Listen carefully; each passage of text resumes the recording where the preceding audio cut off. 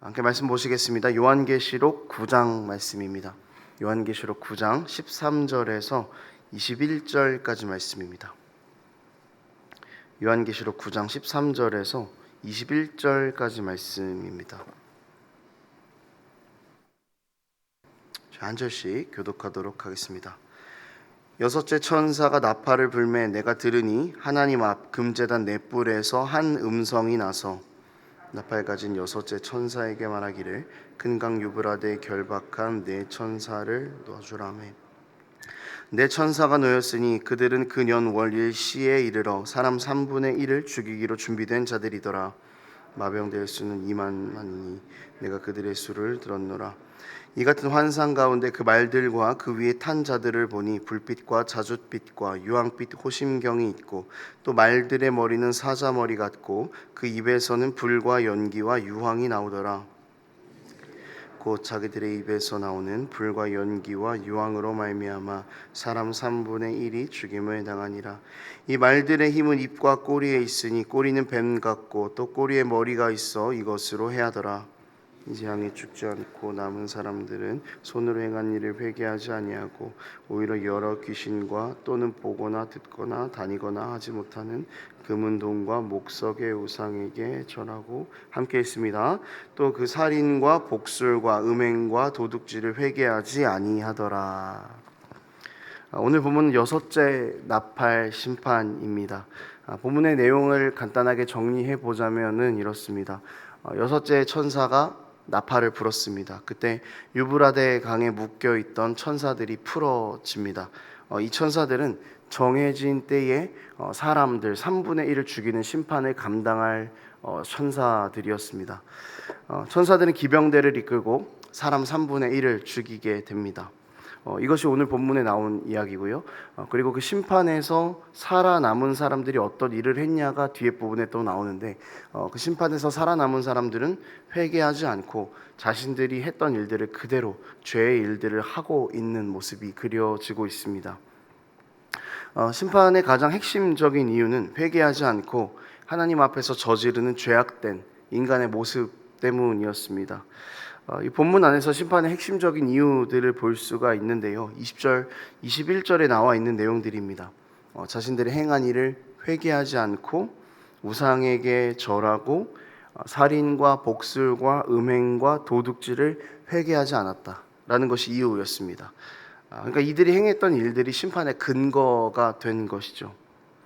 여기서 놀라운 사실은요, 20절에서 21절의 사람들은 이 3분의 1이나 되는 사람들이 죽는 심판에서 살아남은 자들이라는 것입니다.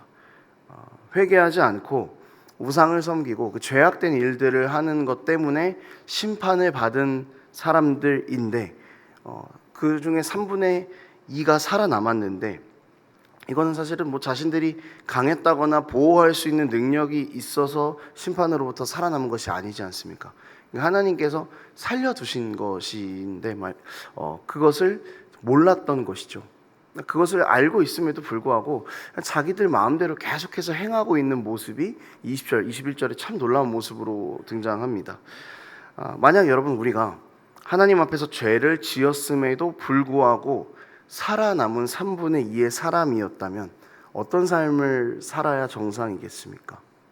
하나님 앞에 돌이키고 하나님께서 기뻐하시는 일들을 하면서 살아가야 정상인 것이죠.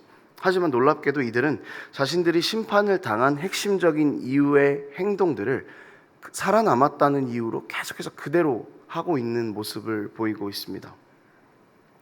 하나님께서는 심판하셨고 그 심판에서 살아남은 사람들이 끝까지 회개하지 않는 상황, 그것이 바로 오늘 본문의 내용입니다.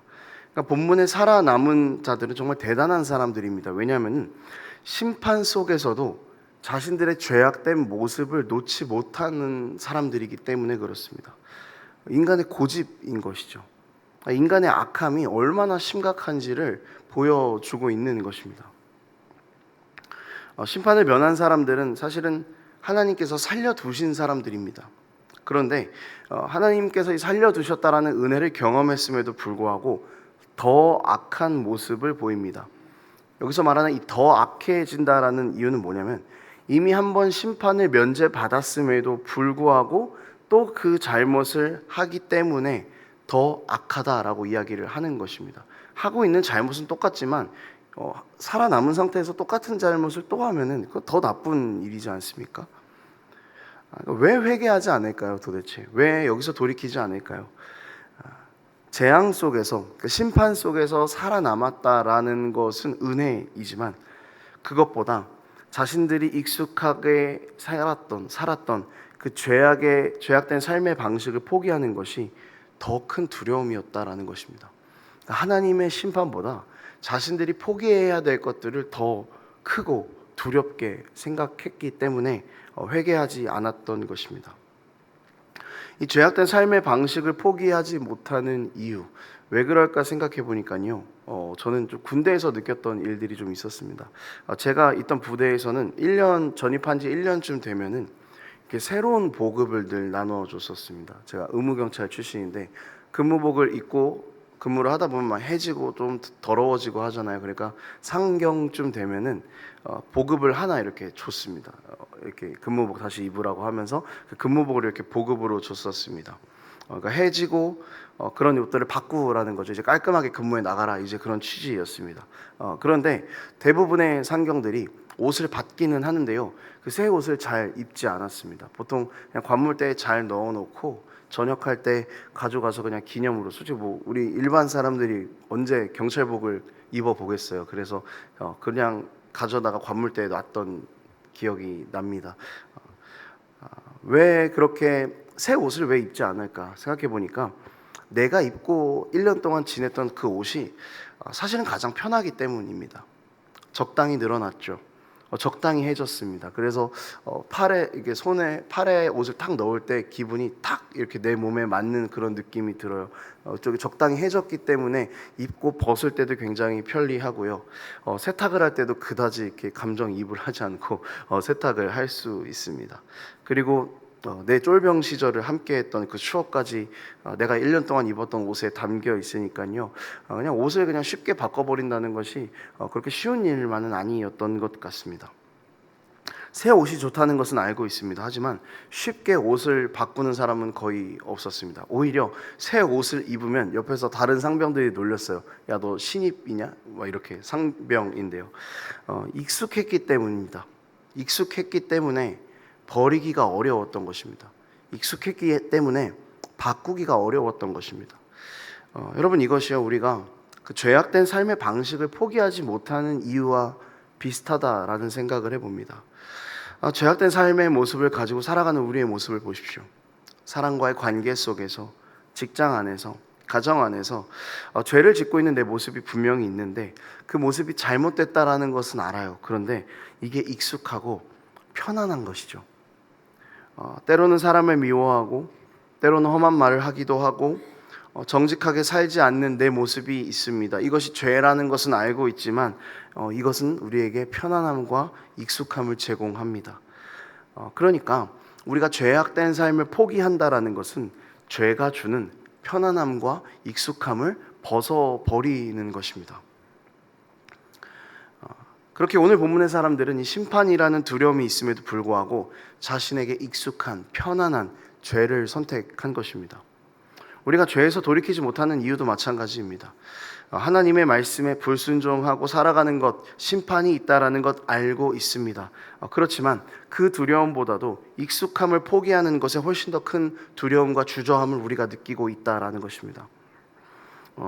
좀 이렇게 역설적으로 말하면 이런 말이 좀 될 수 있을 것 같아요. 편안한 지옥을 선택한다. 여러분, 근데 편안한 지옥이 어디 있겠습니까? 우리는 우리 눈앞의 현실만 바라보고 편안함과 익숙함 때문에 하나님을 멀리하고 있는 것입니다. 죄가 주는 거짓 안정감입니다. 죄는 우리에게 죄악된 삶이 더 큰 안정감을 준다고 속입니다. 하나님 안에 거하는 것보다 죄악된 삶을 살아가면서 느끼는 안정감과 익숙함이 훨씬 더 가치 있다고 우리를 그렇게 속입니다. 그러니까요, 여러분, 우리는 이런 죄가 주는 거짓 안정감에서 하루빨리 빠져나와야 하는 것이죠. 어떻게 이렇게 죄악된 삶의 방식을 포기할 수 있을까요? 그러니까 죄가 주는 안정감이 우리에게 너무나 편안하기 때문에 죄를 포기하지 못하는 것이라면 우리는 더 큰 안정감이 있다라는 것을 알면 됩니다. 이 가장 큰 안정감은 우리가 어디에서 얻겠습니까? 예수 그리스도의 십자가 아래에서 얻습니다. 십자가를 우리가 바라보고 십자가를 믿을 때에 우리는 죄가 주는 거짓된 평안함을 쫓아가지 않습니다. 십자가가 주는 영원한 자유라는 안정감이 우리에게 있다는 것을 알기 때문입니다. 십자가를 우리가 받아들이면 죄를 포기했을 때 우리가 느끼는 두려움보다 그리스도 안에서 주어지는 자유와 평안이 훨씬 더 크다라는 것을 우리는 경험하게 되는 것입니다. 십자가는 우리에게 너는 안전하기 때문에 너는 죄가 주는 익숙함을 이제는 놓아도 괜찮다라고 우리에게 선언합니다.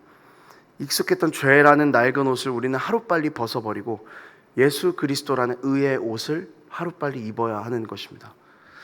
우리가 붙들고 있는 모든 죄악된 삶의 방식들, 익숙함과 평안함이라는 거짓 안정감을 내려놓지 못한다라는 것은 우리에게 십자가가 작은 일입니다. 우리에게 십자가는 너무 사소한 일입니다. 라고 말하는 것과 똑같은 것입니다. 여러분, 십자가가 우리에게 가장 큰 기쁨의 소식이 맞다면, 십자가가 우리에게 가장 자유와 안정감을 주는 소식이 맞다라고 우리가 고백한다면 이제 우리는 죄악된 모습을 기꺼이 내려놓을 수 있어야 합니다. 그리고 하나님의 자녀라는 이 새 옷을 입고 우리가 다시 살아가야만 하는 것입니다. 죄악된 삶의 모습들을 벗어버린다, 내가 살았던 과거의 모습들을 내려놓는다라는 것은 우리가 모든 것에서 돌이켜 예수의 십자가를 붙잡겠다는 우리 믿음의 고백이요 신앙의 고백입니다. 십자가 위에 우리의 참된 자유와 만족과 안정이 있습니다. 십자가의 은혜 안에 있을 때 우리는 죄가 주는 거짓된 안정감에서 벗어날 수 있다는 것을 반드시 기억하는 그런 우리가 되기를 소망합니다. 말씀을 정리하겠습니다. 오늘 우리는 심판 속에서도 죄의 익숙함을 버리지 못한 그 사람들의 모습을 보았습니다. 그런 사람들의 모습을 통해서 또한 우리의 모습을 발견하게 됩니다. 우리는 예수 그리스도의 십자가를 통해 죄가 주는 거짓 안정감보다 더 큰 하늘의 안정감을 얻은 사람들입니다. 오늘 이 아침에 우리가 주님 앞에서 우리가 입고 있는 그 익숙함이라는 죄의 옷을 벗겠다는 믿음의 고백을 드리기를 소망합니다. 그리고 주님, 우리가 흔들리고 넘어질 때마다 우리의 죄악된 모습을 벗어버리는 것이 너무 힘들 때마다 십자가를 붙잡을 수 있는 힘을 주십시오. 그렇게 갈망하고 간구할 수 있는 우리 모든 삶이 되기를 축복합니다. 기도하겠습니다. 하나님 아버지, 우리는 죄악된 삶의 모습이 익숙하고 그 모습을 버리는 것에 두려움을 느낍니다. 얼마나 우리가 미련한지 하나님의 심판보다도 죄의 옷을 벗는 그 두려움을 더 크게 느낄 때가 많은 것 같습니다. 하나님, 이제 우리가 이런 모습들을 다 벗어버립니다. 하나님께서 당신의 아들을 통해서 주신 그 십자가의 사랑이 우리에게 가장 큰 사랑이요, 가장 큰 안정감이요, 가장 큰 평안과 자유임을 고백하며 기꺼이 오늘도 십자가를 붙잡고 살아가기를 다짐하는 우리의 삶이 될 수 있도록 아버지 붙잡아 주시옵소서.